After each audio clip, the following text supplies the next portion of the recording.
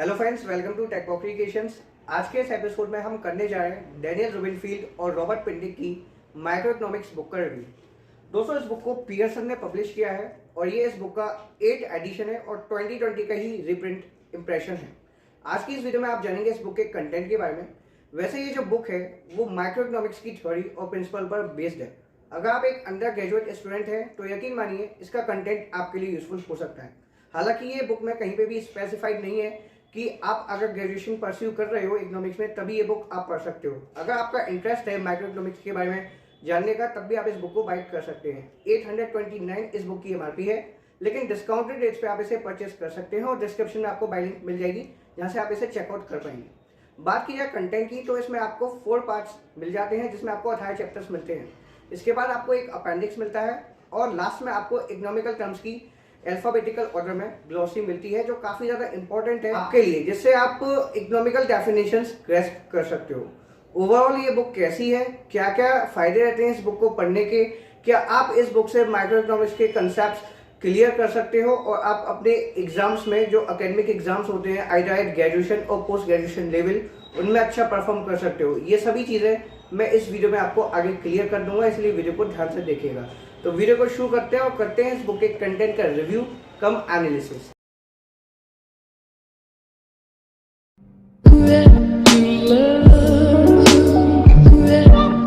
तो जैसा कि मैंने आपको बताया था कि इस बुक में आपको 18 चैप्टर्स मिलते हैं, जिसमें सबसे पहला है प्रिलिमिनरीज और दूसरा है the basics of supply and demand. ये पार्ट 1 है जिसमें आपको मार्केट और प्राइसेस के बारे में बताया जाएगा। सेकंड चैप्टर सप्लाई और डिमांड से डील करता है। फिर पार्ट 2 है producers, consumers and competitive markets. इसमें थर्ड चैप्टर आपको मिलेगा कंज्यूमर बिहेवियर। फोर्थ है individual and market demand. Fifth uncertainty and consumer behavior. Sixth, production. Seventh, the cost of production. Eighth, profit maximization and competitive supply. Ninth, the analysis of competitive markets.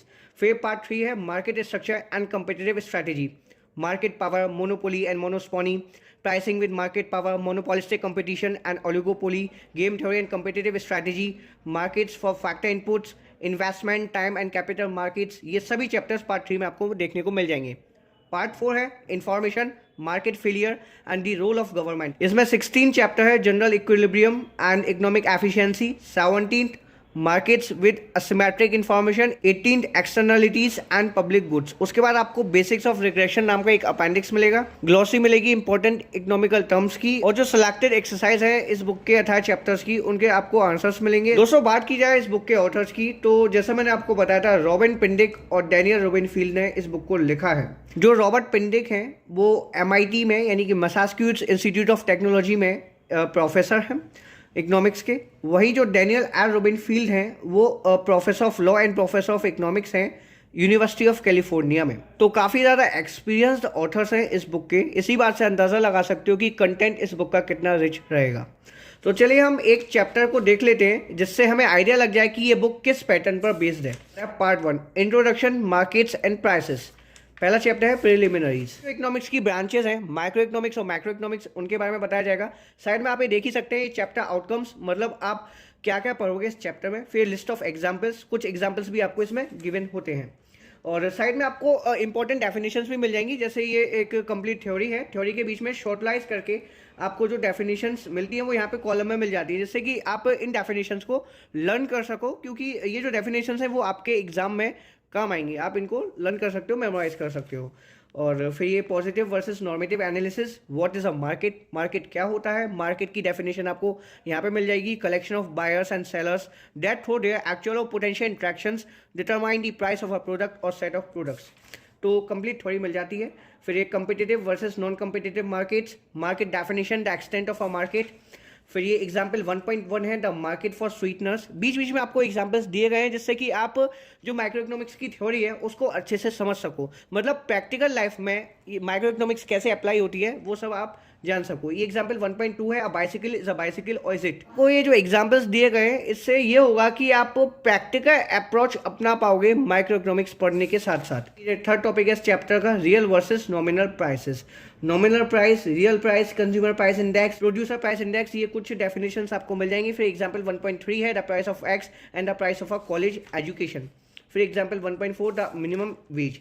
ये 4th topic है इस chapter का, Y study micro economics. आखिर हम micro economics क्यों पढ़े, फिर आपको समरी मिलती है। मतलब इस चैप्टर में आपने जो कुछ भी पढ़ा है उसकी जो इंपॉर्टेंट पॉइंट्स है वो आपको यहाँ पे गिवन है। जैसे कि पहले चैप्टर में इन्होंने समझा कि 60 इंपॉर्टेंट पॉइंट्स है, तो इन्होंने ये यहाँ पे दे दिए। फिर ये क्वेश्चन फॉर रिव्यू, मतलब आपको इन क्वेश्चन के आंसर्स ढूंढने हैं और खुद एनालिसिस करना है कि इनके प्रोबेबल आंसर्स क्या होंगे। फिर एक्सरसाइज है जिसमें आपको क्वेश्चन मिल जाते हैं।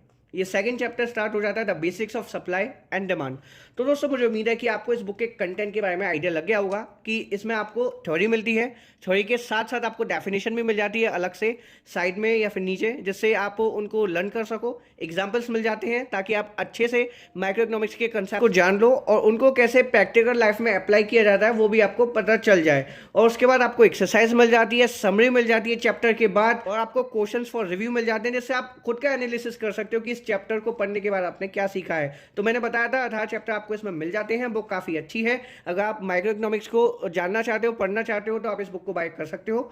और बाकी अगर आप एकेडमिक पॉइंट ऑफ व्यू से देखो तो एक ये कंप्लीट बुक है। अब बात की जाए इस बुक के कुछ कॉन्स की, तो दोस्तों आपको पता ही होगा कि ये जो बुक लिखी है वो लिखी है रॉबर्ट पेंडिक और डेनियल रूबिनफील्ड ने, जो कि फॉरेन राइटर्स हैं। ऐसा होना लाजमी है कि जो इस बुक की थ्योरी है वो आपके साथ इतनी फैमिलियर ना हो, क्योंकि हम लोग तो हैं इंडियन सबकॉन्टिनेंट के, और इसमें जो एग्जाम्पल्स लिए गए हैं, जो थ्योरी में इंक्लूड किया गया है, वो सब है यूएस का, जैसे यूएस डॉलर, जो जो एग्जाम्पल्स लिए गए वो सब यूएस के ही है। और दूसरा दोस्तों जो मुझे कॉन्स लगा इस बुक का, वो ये लगा कि ये जो बुक प्रिंट की गई है वो ब्लैक एंड व्हाइट में की गई है, लेकिन जो इसका ओरिजिनल वर्जन है वो कलर में है, तो थोड़ी बहुत हमको विजुअल्स में दिक्कत हो सकती है। बाकी वैसे ये कंटेंट वाइज बुक काफ़ी रिच है। अगर आप इस बुक को पढ़ेंगे तो आप बहुत हद तक माइक्रो इकोनॉमिक्स को सीख जाएंगे। सीखना ज़्यादा इंपॉर्टेंट है as comparison to marks score करना। अगर आप माइक्रो इकोनॉमिक्स के कंसेप्ट अच्छे से सीख लेते हैं तो आप मार्क्स भी अच्छे स्कोर कर पाएंगे। अगर आप इसके साथ शुरुआत करते हैं माइक्रो इकोनॉमिक्स सीखने की तो आपको काफ़ी ज़्यादा मज़ा आएगा। वैसे माइक्रो इकोनॉमिक्स की और भी अच्छी बुक्स अवेलेबल हैं, जैसे आप देखो ग्रेवेल एंड रीस और आपकी एचवेरियन और भी काफ़ी सारी हैं, लेकिन मैं समझता हूँ कि रॉबर्ट पेंडिक और डेनियल रूबिनफील्ड परफेक्ट रहेगी अगर आप माइक्रो इकोनॉमिक्स सीखना स्टार्ट कर रहे हो। बस एक ओनली कंडीशन ये है कि आपको 11th और 12th के कंसेप्ट का थोड़ा बहुत आइडिया होना चाहिए अगर आप अकेडमिकली इस बुक को पढ़ रहे हो। बाकी आप अगर कॉम्पिटेटिवली पढ़ रहे हो, मतलब नॉलेज एक्वायर करने के लिए पढ़ रहे हो, तो ऐसा कोई खास डिफरेंस नहीं रहेगा, आप इजीली इस बुक से सीखते चले जाओगे। काफ़ी अच्छा कंटेंट इस बुक का रहता है, आप इस बुक के साथ जा सकते हैं। 829 MRP है, मैं आपको बता चुका हूँ। जो उम्मीद है कि आप जान गए होंगे कि ये बुक कैसी रहती है। अगर आपको किसी भी तरह से मदद मिली हो तो प्लीज़ एक लाइक कर दीजिएगा, वीडियो को शेयर कर दीजिएगा अपने दोस्तों के साथ, और चैनल को सब्सक्राइब कर दीजिएगा ताकि ऐसी वीडियोस मैं आपके लिए लाता रहूं। तो फिलहाल वीडियो में इतना ही, मिलता हूं नेक्स्ट एपिसोड में। Thank you for watching this video.